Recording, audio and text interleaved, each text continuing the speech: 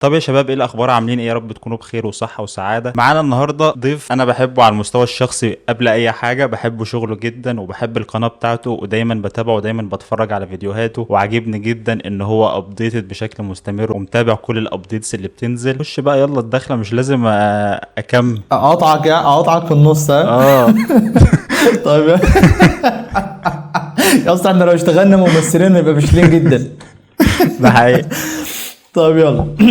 يا مدحت حبيبي، انا اللي جايبك في القناه، يعني انا اللي اقدمك يا بابا. اصلا استنى عليا بقى. اصلا انت متخيل عمال تقدم وانا اللي جايبك؟ انت هنا في قناتي يا حضرتك. عم واحد يلا ود. حبيبي. المهم يا جماعه، النهارده زي ما الاستاذ مدحت قال، بص بقى يا سيدي، مدحت يعني الجمال. يعني لو انا عايز فعلا انضف عيني، والله العظيم عايز اقول لك على حاجه، دي بقى مش تقديمه، دي كلمه بقى في حقك، حبيب ودي قلبي حاجه يا انا ابو بقولها من حمد، وراك الله دايما، اقسم يخليك. لك بالله ما كلام.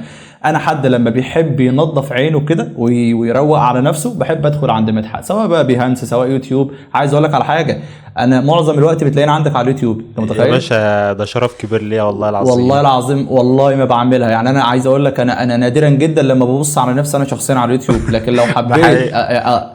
ادي لنفسي كده دفعه، او احس ان انا لا يا باشا انا عايز ادي لنفسي كده ايه زقه، انا اخش يا باشا عند مدحت اعمل احلى تغذيه بصريه، اخرج انا عندي طاقه. والله انت متخيل؟ الوضع يعني بالمثل بالظبط والله. واي حبيبي. فيديو فعلا انت حبيبي. بتنزله يعني ببقى عارف ان في فعلا حاجة جديدة نازلة.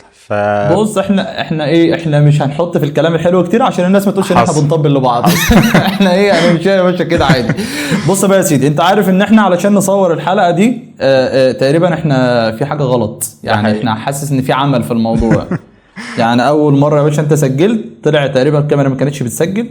تاني مره تقريبا الصوت ما كانش بيسجل. تالت مره النهارده الكهرباء فصلت. اهم حاجة بس وانا دي قلت لك ان تعدي على هي خير، يعني ما نجيش في اي، الاخر انا نتفاجئ والله انا العظيم انا عمال ببص خايف على تيجي تقول لي. الكاميرات وعمال ابص على المايكات وكل حاجة. انت لو جيت قلت لي في مشكله انا هاجي لك دمياط يا اسطى، يا اما تجيلي الفيوم ونخلص. حصل. بس المهم يا سيدي بقى، زي ما انا ما قلت لك، انا مش مجهز لك حاجه، ولكن معايا اسئله. عايز اقول لك الاسئله انا مش بسالها عشان الناس تستفيد، انا هسالك عشان انا اللي استفيد. انت يا باشا فاهمني؟ يلا بينا. فاللي في دماغي هقوله، ولو جت حاجه تلقائيه برضه هقولها لك. زي الفل. بس يا سيدي يلا بينا نبدا. بص يا سيدي، اول اسئله هتبقى بتتكلم عن بدايه المشوار. تمام. ودايما لو عايز تبص لحته استفاده قويه، بص على بدايه مشوار اي شخص ناجح. صح هتاخد مظبوط اكبر 100%. استفاده ممكنه من حته ان انت تبص على بدايه المشوار. الناس يا مدحت متخيله ايه، ان اي شخص ناجح هو يا باشا الموضوع جه بالصدفه، لا او لا عباره طبعا. عن ان هو حط واحد زائد واحد لقي نفسه مقفل المية من ضربه. وعايز اقول لك اصلا يعني هتيجي هتبص على الناس كلها اللي واصله لحتت كويسه، هتلاقي ان بنسبه 80% القصص متشابهه بحاجات مظبوط. كتير مظبوط. في الطريق والضربات والتحديات وكل حاجه حصلت والناس نزلت في مطابع ومش عارف ايه وي وي وي. فاهم سهله اه. كله. فهي الفكره بقى دلوقتي، انا والله عايز اقول لك، انا بقعد مع ناس كتيره، يعني مش اصدقائي ولكن ناس ناجحه، لما بحب اقعد معاهم اول سؤال بساله البدايه كانت ايه. مم. ممكن تلاقي هو اشتغل على تريكايه انت اصلا ما جاتش في بالك، بمجرد ما فهمت بس الطريقه، تلاقي ان انت لو دوست في نفس النقطه اللي هو كلمك فيها دي، ربنا يكرمك كرم كبير. البداية كانت تقريبا وانا في تالتة اعدادي. تمام حلو. شفت اه. صور حد قريبي، كانت الصور بقى زمان اللي متعدلة، اللي هو يحط صورتك على طريق معين مش عارف ايه، يركبك على سكة قطر حديد والشغل اه. القديم بتاع الاستديوهات اه. ده. اه. فالمهم انا كلمت قريبي ده، قلت له هي الصور دي معمولة ازاي؟ قال لي والله دي واحد صاحبي شغال في استوديو عاملها لي، فهديك رقمه وكلمه. المهم خدت رقمه كويس. وكلمته، قلت له ايه الدنيا، ايه الحاجات دي، يعني ايه اصلا الصور متركبة والكلام ده؟ قال لي ده في برنامج اسمه فوتوشوب نزله عندك وجرب. ما مم. كانش في طبعا لسه في التوتوريالز والحاجات دي، كانت طبعا بالتخبيط طبعا كان والتخبيط زيرو احسن طبعا. حاجة. اه. لسه قايلها والله. اه. فالمهم بدأت ان انا انزل فوتوشوب اللي هو الريشة القديم اوي ده، اللي كان بيفتح اه. بورتوبال اه. من غير اصلا تسطيب. ايوه ايوه ايوه ايوه فاكره. اه. وبدأت اجيب صور اصحابي اصورها بالموبايل وابدأ ان انا اعدل عليها مش عارف ايه. واحدة واحدة بدأت امم. اشتري كاميرا صغيرة، ابدأ برضو اصور صحابي وبتاع، اعدل على الصور، اعدل على امم. صوري، اغير لون الشبشب، اغير لون الجزمة، حاجات بسيطة اوي. اه. اه. بعد كده الموضوع بدأ يتوسع معايا للمدرسين بتوعي، ان انا ابدا اعمل اه. لهم اغلفه المذكرات، اعمل لهم البنرات اللي في السنترز عندهم، شهادات التقدير، الحاجات دي واحده واحده لحد طبعا ما جت تالتة ثانوي. فكان كنت انا عايز ادخل فنون تطبيقيه. الحمد لله ساعدت في الموضوع وجات لي فنون تطبيقيه، وبدات بقى كنت موقف فتره ثالثه ثانوي، خلصت بعد ثالثه ثانوي دخلت الكليه ومش عارف ايه، الموضوع بدا يتوسع اكتر. بدات بقى نزلت مطبعه طيب؟ كنت شغال في الفتره فعلا دي، كنت شغال قبل ما ادخل تالتة ثانوي على طول. كنت شغال مع حد بتاع دعايه واعلان، كان عندي خبره في الطباعه بس من المكتب، يعني ما اشتغلتش في الطباعه بس كنت اروح المطبعه افهم يعني ايه سلك سكرين، يعني ايه سيسرو، يعني ايه فينيل مسلفين، الحاجات دي كلها. ودي طبعا حاجات اساسيه لازم اي ديزاينر بيكون في البدايه يكون عنده الخلفيه عنها بالظبط، عشان هو ينفض خالص للقصه دي. ومن ضمن برضه موضوع المدرسين ده، الحاجات اللي دوست فيها برضه طباعه المجات وطباعه التيشيرتات والسلك سكرين والشابلونات والحاجات دي ده كلها. مهم جدا. الفكره يا مدحت ان الناس دلوقتي فاكره ايه جرافيك ديزاينر هو عباره عن سوشيال ميديا فقط. لا لا يعني تلاقي انا بستغرب الناس ايه اللي هو ساقط في حته المطبوعات يقول لك لا انا ما احبهاش، ما هي من اختصاصك اصلا، فازاي بقى ما تحبهاش؟ صح. فالمهم يا سيدي الاسئله بقى اللي انا جاي لك بيها سريعا علشان ما اطولش عليك. اول سؤال بيقول معايا يا مدحت، ابتديت تتعلم التصميم امتى؟ وايه اول حاجه حصلت لك لما جيت تتعلم قلت ان هو ده المجال اللي انت حابب انك تكمل فيه؟ تمام، زي ما قلت لك ان انا بدات في الاول اخبط في كل حاجه. تمام، ماشي. ده طبيعي جدا كده. انت مش هتعرف الحاجه اللي انت بتحبها غير اما تجرب كل الحاجات اللي جنبها. فخدت شوت في كل حاجه. جيت بقى اول سنه في الكليه ما كانش في حاجه اسمها لسه تصميمات السوشيال ميديا زي دلوقتي خالص. كل الفكره ان انا زي ما كنت بعمل بالظبط، ان انا بصور الكافيه او المطعم البرودكت بتاعه او المنتج بتاعه وبعمل بها تصميم زي ما كنت بعمل صور اصحابي وبرفعها على النت. على النت مش على السوشيال ميديا. طبعا. طبعا تفرق جمله. طيب ايه اللحظه اللي انت قلت ان هو ده المجال اللي انت خلاص حبيت؟ انت اكيد اشتغلت شغلانات تانية قبل المجال ده. اشتغلت بس وانا صغير قوي، ولكن ان انا حبيت الحاجات، ان انت الحته اللي انت لقيت فيها شغفك في ان انا كنت بحب ان انا اعمل ده، يعني ان انا انزل اصور صحابي واعدل الصور. فانا كنت بعمل ده وانا مبسوط. فساعتها عرفت ان هو انا قلت الكلام ده يا باشا. يعني انا قلت ان فعلا عشان تنجح في حاجه لازم تبقى بتحبها. طبعا ما ينفعش تعمل حاجه وانت مش بتحبها، اكيد مش هتنجح فيها تماما. بدليل ان انا دخلت كلية فنون، وانا اصلا كان في اوبشنز كتير قدامي في كليات تانية، بس انا برضو كان عندي اقتناع ان انت لو بتحب حاجة ومثلا موهوب فيها بنسبة قليلة، لما تبدأ تتعلم الحاجة دي بقى كدراسة، ان الموهبة تجتمع مع الدراسة، انت كده هتوصل لحتة كويسة قوي. مظبوط جدا جدا يا باشا، زي الفل. انا بس عايز اقول لك دلوقتي انا انفع كمذيع، انا عايش الدور كأني مذيع يا اسطى، وانا فاشل جدا في الموضوع يا ده. عم قد والله العظيم انا بحاول اتقمص الشخصية معاك وانا زيرو. ولكن ما علينا، انا جايب بس اسئلة كتير، فعايز عايز انجز معاك عشان عارف ان انا النهارده اليوم لسه تقريبا اليوم خلص اصلا يا اسطى. الشتاء موضوع صعب، هتلاقي نفسك العشاء هتأذن عليك دلوقتي. لا والله. المهم يا سيدي، تاني سؤال معايا بيقول ايه اكتر تحدي واجهك في بداية المشوار وازاي عديته؟ الجهاز بتاعي. يعني انا كنت شغال فعلا، انا افتكر الجهاز اللي كنت شغال عليه كانت رامات 64 ميجا، ما كانش لسه جابت 1 جيجا. وكان ابيض يا مدحت، ده اتاري يا اسطى، ده فعلا. ما انا بقول لك كانت النسخه البورتبل اللي بتنزل عليه اصلا كانت بتهنج. بس وكان الهارد تقريبا 32 جيجا حاجه زي كده. عارف انت الحاجات اللي هي بتاعت السايبرات القديمه قوي دي.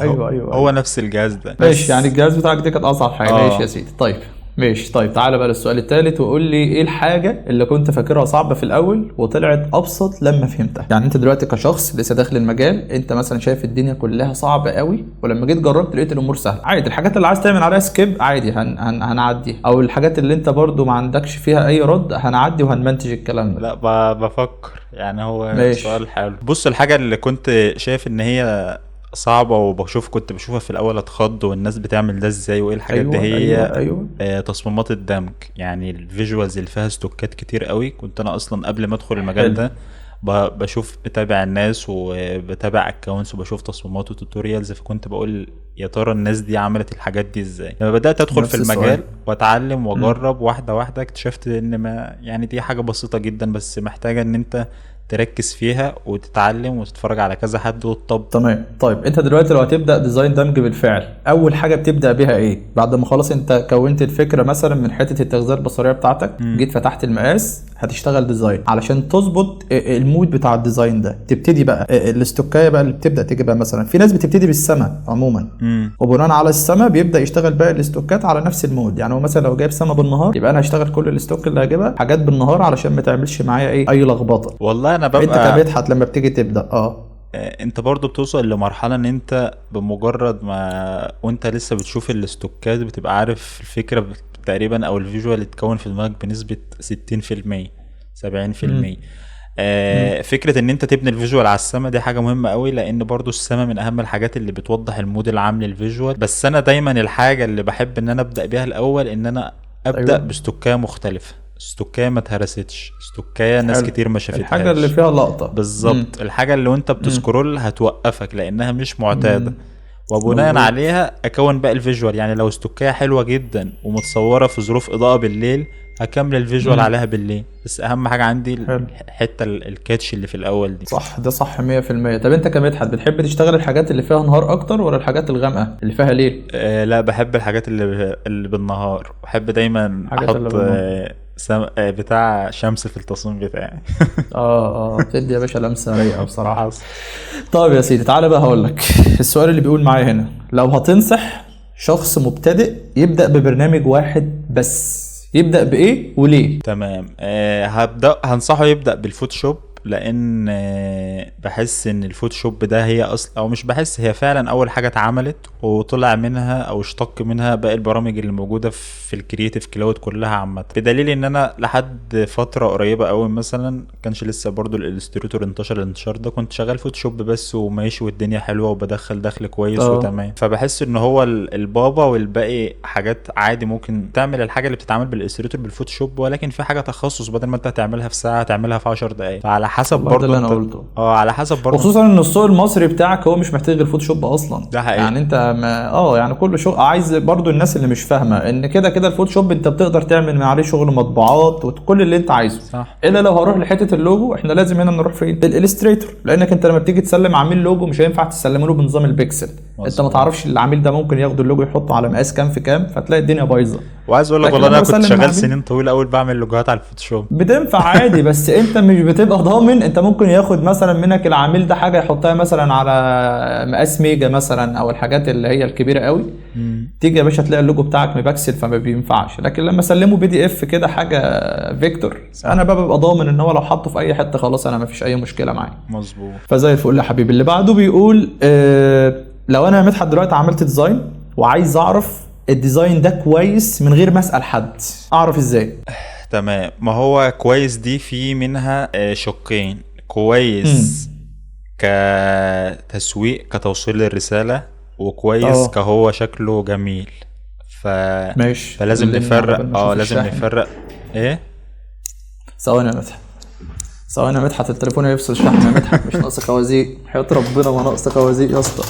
اوعى يا عم، ده انا كويس ان انا شفته ده 3%. مش ناوي تنزل الفيوم بقى يا عم؟ يا عم انزل الفيوم بقى يا اخي.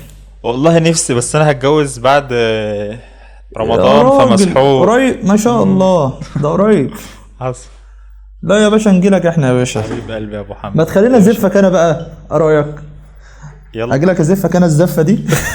يا عم بهدلك في المشوار. والله ابدا، والله اجيلك على عيني يا عم حبيب قلبي يا والله. ابو حمد.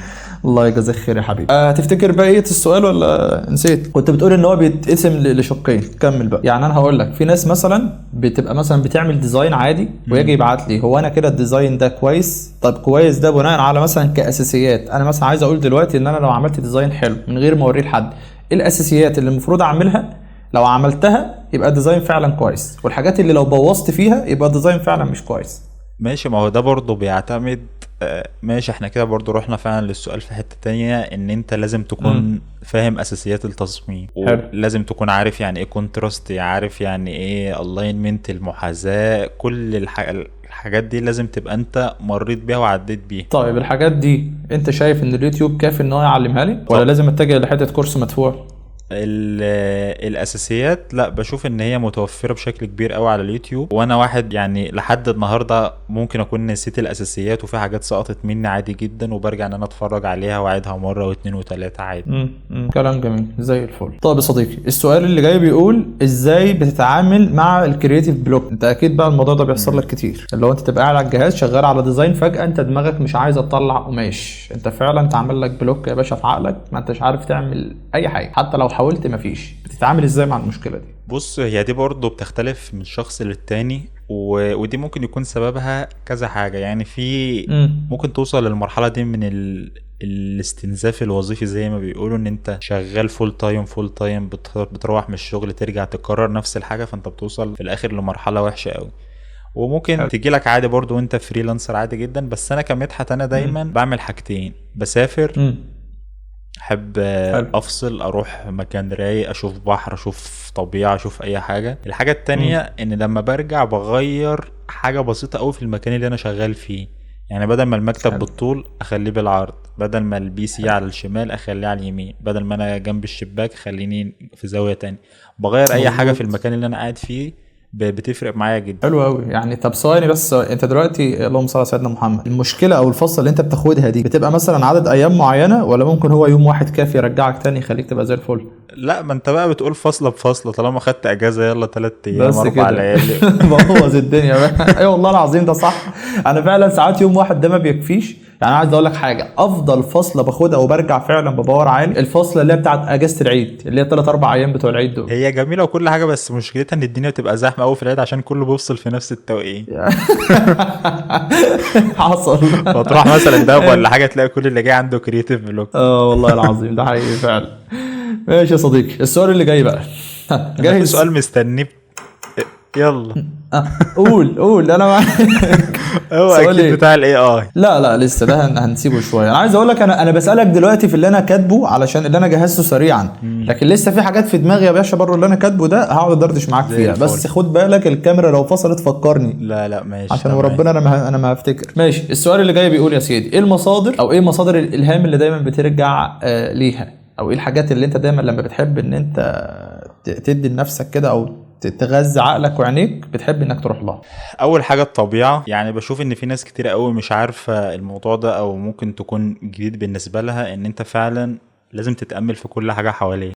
ماشي. لو انا في الشارع الشادو بتاع العربيه ده معمول ازاي، النور جاي منين، مش عارف حاجه. فاقوى مصدر استلهام هو الطبيعه. جميل. طيب انت دلوقتي لو انت مثلا عايز تشتغل على فيجوال معين وخلاص انت قعدت على الجهاز بتاعك، حتى لو انت في دماغك الفكره، الطبيعي ان انت كده كده بتعمل تغذيه بصريه. مظبوط. بتعملها منين غير بنترست؟ بعملها من بيهانس. بعملها بالبنترست. بعملها اصلا من صور حقيقيه متصوره. ان انا مثلا حلو. لو انا عايز اركب مركب على رمل، بشوف اصلا اوريدي صور متصوره للمركب ده عشان نشوف لو جنبه شخص، طب الراجل ده نسبته فعلا اوريدي مظبوطه ولا لا. طب لو جنبه، ما هو مش كل الحاجات اللي احنا بندمجها بنبقى شفناها في الواقع، في حاجات كتير انت ما بتشوفهاش.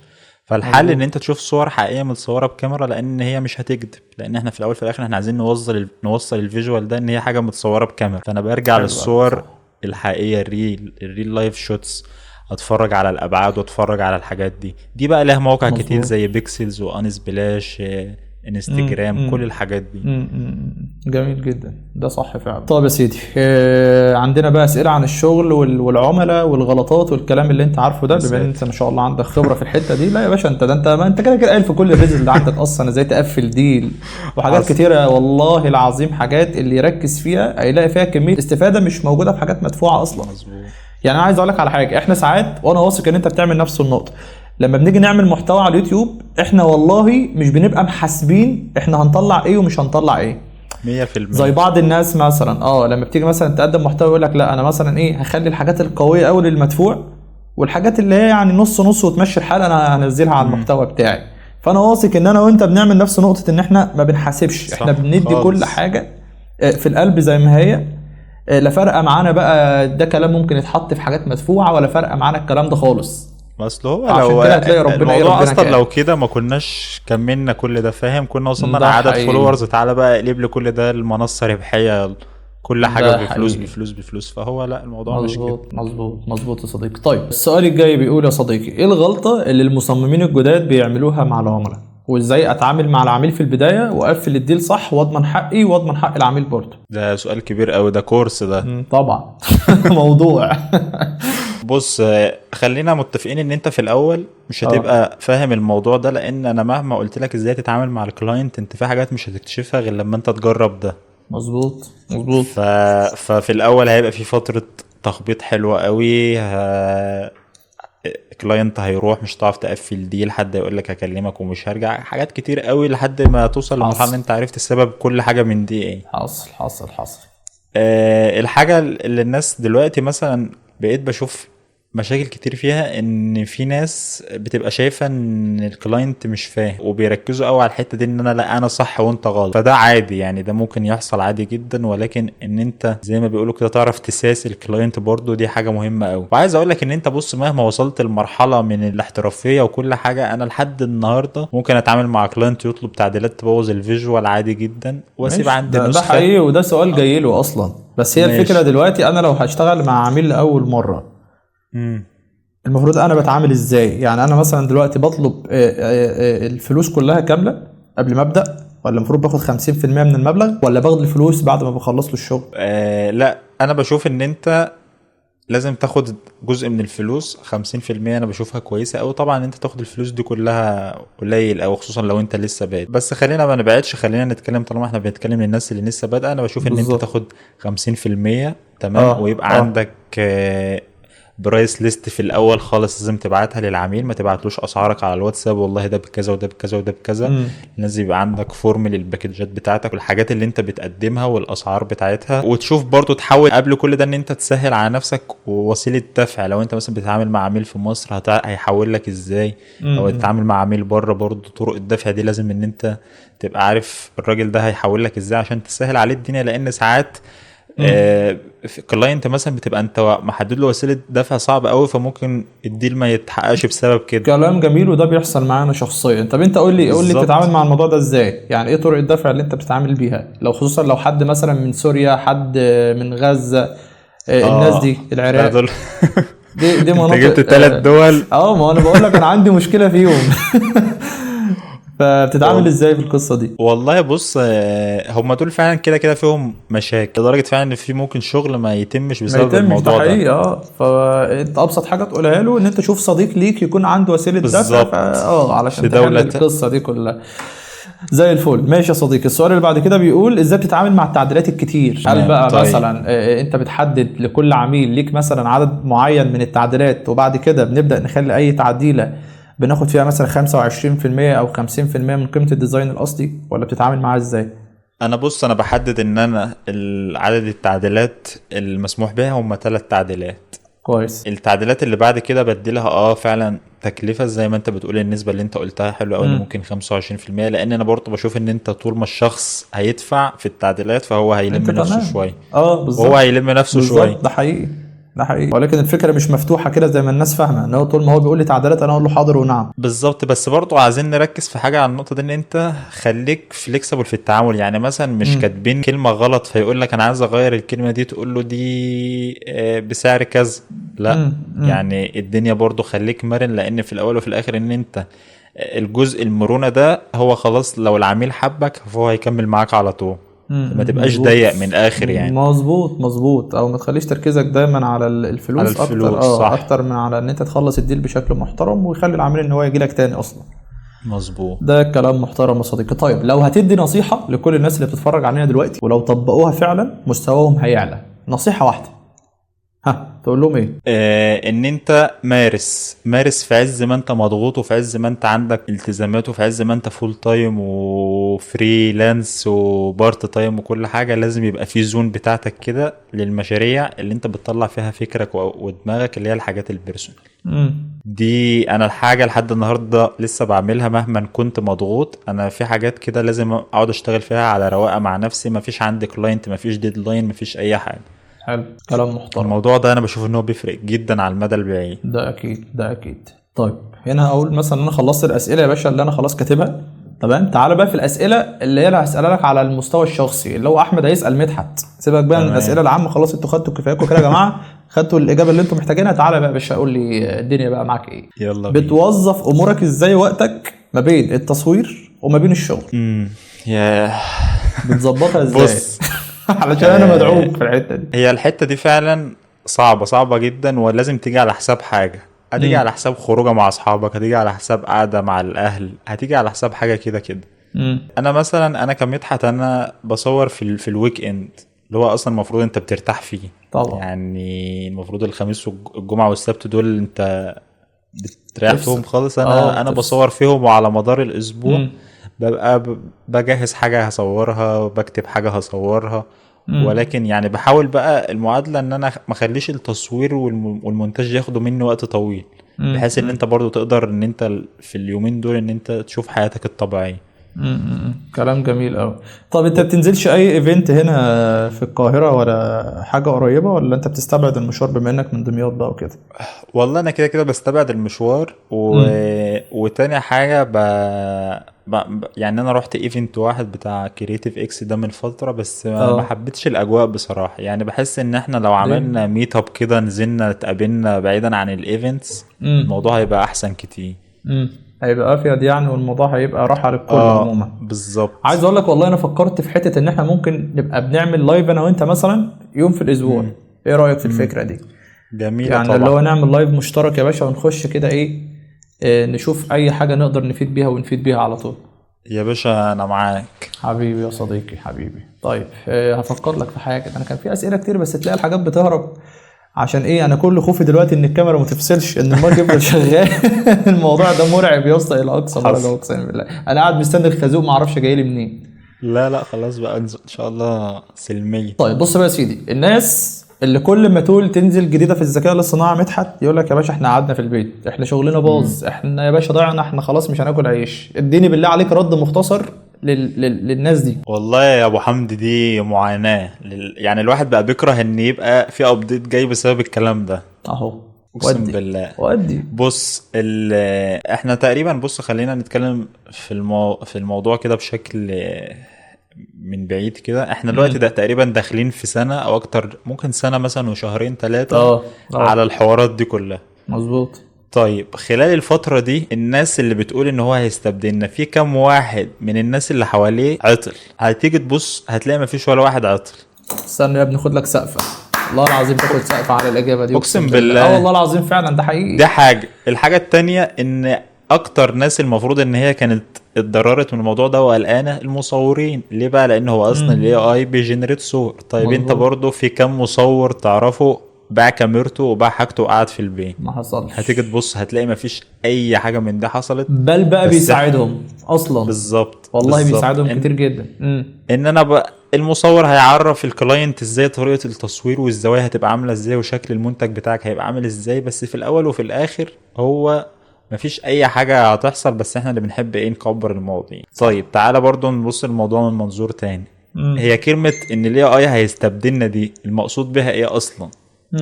ان العميل هو اللي هيعمل الشغل مكانك. صح؟ ما هو لو حد تاني استبدلك، يعني لو انا ديزاينر واحمد حمدي استبدلني يبقى انا مدحت في مشكله. مظبوط. في مشكله في اي حاجه، في راجل ما بيتطورش، راجل مش عارف ايه، في مشكله فيه.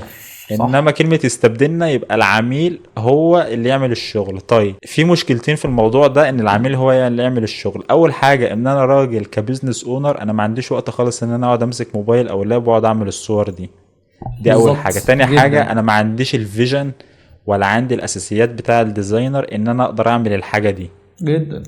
جدا ما عنديش اي رؤيه تصميميه خالص للموضوع. والله يا مدحت انا قلت الكلام ده. يعني انا قلت ابسط مثال، انت حط نفسك مكان العميل نفسه. لو انت راجل مثلا دلوقتي بتفتح مشروع وعندك يا باشا بقى موظفينك وعندك حته ان انت لسه بتظبط ديكور، او ان انت مثلا خلاص انت فاتح وبتبيع وعندك حاجات تانية كتير، مستحيل يجي على بالك. وحتى لو فتحت وكل ده ما انت بتفكر في فرع تاني هتفتحه. ما فيش حد هيسيب كل الليله دي ويقعد يمسك الكمبيوتر يعمل ديزاينات لنفسه. بالظبط. مستحيل. الا لو عملها اسبوع، تاني اسبوع وشكرا هيعملها غلط وده هيسقط اصلا مشروع لانه ما عندوش رؤيه اصلا. بالظبط. فاهم؟ يعني هو الراجل في الاخر مش متخصص. فبالتالي والله اقول لك على حاجه قد كده مثلتها بايه بقى؟ بالشخص اللي بيحلق. يعني انا قلت قبل كده ان ادوات الحلاقه موجوده في اي محل، المشط والمقص والحاجات دي. طب هل اي حد كده ماشي لو راح اشترى الادوات دي يقدر ان هو يطلع حلاقه كويسه زي ما انت بتروح عند الشخص؟ فهي الادوات موجوده. واصلا الحلاقين دايما يقولوا لك ايه، لو عايز تحترف تبقى صنايع حلاقه شاطر احترف المشط والمقص. والله فهو الموضوع عندنا ان انت برضو تبقى، ما هي دي اساسيات عندنا. والله العظيم قبل اكتشاف المكن، فاحنا قبل اكتشاف برضو التطورات دي هي اساسيات التصميم عندنا. انا بقول لك هي الفكره ان الناس متخيله ان العميل هيقعد طق هيطلع تصميمات. الموضوع مش كده. والفكره ان انا السؤال ده بيتردد عليا مدحت كل يوم مش اقل من 50 100 مره يا جماعه. والله العظيم من كتر تكرار الاجابه انا ما بقتش بجاوب. وبعدين فخلاص بص بقى. انا عندي اقتناع تام 1,000,000% ان اي حد خايف من الذكاء الاصطناعي هو حد مش شاطر. الله ينور عليك، حد هو كسول حد كسول، حاطط رجله ورا ورجله قدام، جدا. اكمل مش هكمل. انما بص على اي حد عارف قيمة مجتهد اللي هو بيعمله وشاطر، ومجتهد بيبقى وشاطر، مبسوط هتلاقيه بالحاجات دي. ولا بالظبط. اه والله، حاجات كانت بتاخد مني مثلا ساعات، الباشا بقى بيخلصها لي في دقايق، فالموضوع بالنسبه لي زي الفل جدا. ايه اللي هيزعلني في ده؟ وبرضه الناس بتسيء استخدامه بشكل كبير جدا. اه ال اه ال اه ال الموضوع الاخير ده بقى مستفز جدا. ان انت تاخد صورة حد ريفرنس او موجود على بنترست او حاجة تعمل زيها بالظبط. إيه طب لا، وبعدين الطيب ومدحت، اه الناس اللي بتاخد ستايلات الناس ده. أنا لسه عامل ريلز امبارح باين ولا اول امبارح. شفت. انا كنت زعلان جدا والله. يعني انا في ناس صحابي جدا، ناس شاطره، انا عارف الناس دي من سنين بيتعبوا جدا علشان يعمل مثلا تايب كويسه، او ان هو يتعلم الخط الحر او ايا كان. تلاقي الباشا جاي واخد الكلمه عدل لي نفس الكلمه بنفس الاسلوب، طق طق طلع الصوره، يقوم منزل الصوره عشان يلم ريتش، وان هو كده بالنسبه له زي الفل، ما عندوش مشكله. ما هو للاسف تفهمش. هي لو حتى الناس كلها بتسرق فانا اروح اسرق. وفي الموضوع مش كده ثواني، خالص. انا جالي كومنت بقى مدحت على الفيديو ده، لحد بيقول لي ان انت برضو فكره انك تروح تعمل تغذيه او تاخد حاجه كريفرنس، انت برضو بتسرق. لا ده بص يعني في فرق كبير اه والله جدا العظيم بين حاجه. ان انا اخد الحاجه كريفرنس وان انا اسرق الحاجه زي ما هي كوبي بيست. بالظبط والله، ده اللي وبغض كنت. النظر عن ان الموضوع ليه جزء حرمانيه، ان مم. هو انت كده بتهد نفسك اصلا قبل ما بتعمل حاجه. انت بتموت نفسك ان انت مظبوط. اصلا انت هتوصل لمرحله ان انت عايز تدور على ريفرنس اكتر. يعني ما بتركزش في الفكره ولا في اي حاجه، انت كل تركيزك ان انا عايز اجيب ريفرنس عشان اقلد ده. مظبوط، ده حقيقي. فانت شخص مش مبدع تماما، انت شخص يا باشا موظف بيعمل الواحد اتنين بتوعه وما بيقدمش اي جديد، فبالتالي هتلاقي الدنيا بالظبط. عندك بتموت بعد فتره. وعمرك ما هتوصل لحته كويسه ولا هتوصل ده حقيقي، ده لوضع حقيقي، كويس طول ما انت ماشي كده. ده حقيقي يا صديقي. طيب انت موضوع اللايف ده بالنسبه لك تمام؟ اظبطه كده لو كل اسبوعين مره ولا حاجه. تمام يلا يبقى بينا. ايه، اكلمك ونخش كده نشوف الدنيا فيها ايه. زي الفل. بس يا سيدي انا مش عايز اطول عليك اكتر من كده. نورتنا يا صديقي. حبيب قلبي يا ابو حمدي واتمنى ان شاء الله اشوفك في الفيوم بقى في اقرب وقت. اكيد او اكيد لو بإذن نزلت الله. القاهره اكتوبر يا باشا، كلمني هتلاقيني معاك، نقضي يوم وتيجي تقعد انت معايا يوم ولا اتنين واوصلك، والله العظيم هتلاقي الموضوع بسيط. حبيب قلبي يا ابو حمدي، بس يا اكيد في حبيبي، اقرب الله يجزاك فرصه خير يا والله العظيم. حبيبي، ويزيدك يا رب وفي تقدم دايما. الله وربنا يوفقك في يخليك. كل اللي جاي يا حبيبي. ربنا يوفقك يا رب حبيبي يا حبيبي. مدحت، ماشي يا حبيبي، اتفضل. ماشي مع برعاية السلامة. الله يا حبيبي، مع السلامة. وبس يا جماعة، خلصنا الحلقة. تمام، عايز اقول لكم ان انا مبسوط علشان الحمد لله رب العالمين تمت بنجاح، ويا رب مدحت ما يكلمنيش دلوقتي يقول لي اصل الصوت ما كانش بيسجل. بصوا يا جماعه، زي ما احنا اتكلمنا في حاجات مهمه كتير، جايز اكون معرفتش اسال حاجات اكتر عشان انا فاشل جدا في حته ان انا ابقى مذيع. مش حتتي، فمش عارف اذا كان الموضوع هيبقى حلو ولا لا. مش عارف كمان اذا كنتوا فعلا هتطلعوا باقصى استفاده من اللي احنا قلناه ولا لا. بس عايز اقول لكم ان والله كل الكلام اللي كان بيتقال حاجات كلها طالعه من القلب.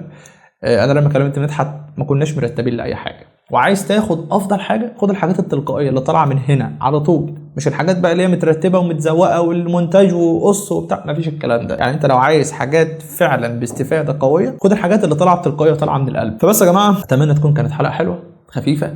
موضوع ان احنا نجيب حد من الناس القويه في المجال دي حاجه انا كنت حابب ان انا ادخلها في القناه عندي من فتره. ان شاء الله طبعا ابتديت بمدحت، الفتره الجايه باذن الله هتلاقوني برضو في ناس انا خلاص ظبطت معاها ان شاء الله، ولكن طبعا مش هحرق، اسيب كل حاجه في وقتها. لو عجبكم النوع ده من الحلقات او الفيديوهات قول لي، يعني انت لو حابب ان احنا نكمل، انت عارف بص، انت ممكن تعمل كومنت كده ما ياخدش منك ثانيتين ثلاثه، ولكن الكومنت ده بيبقى مهم جدا لاي صانع محتوى، لانك انت بتشجعه وبتقول له انا بستفيد من الحته دي، اثبت عليها شويه، او ممكن تكرر الموضوع ده. فهمتني؟ فبس يا سيدي مش هتكلم كتير بقى، كفايه ان احنا اللي احنا قلناه واللي احنا اتكلمناه. كنت مبسوط، مدحت نورني، وانتوا يعني ربنا رب يجازيكم خير ويكرمكم ويوفقكم ان شاء الله، وتفضلوا كده يا رب في تقدم كلكم جميعا.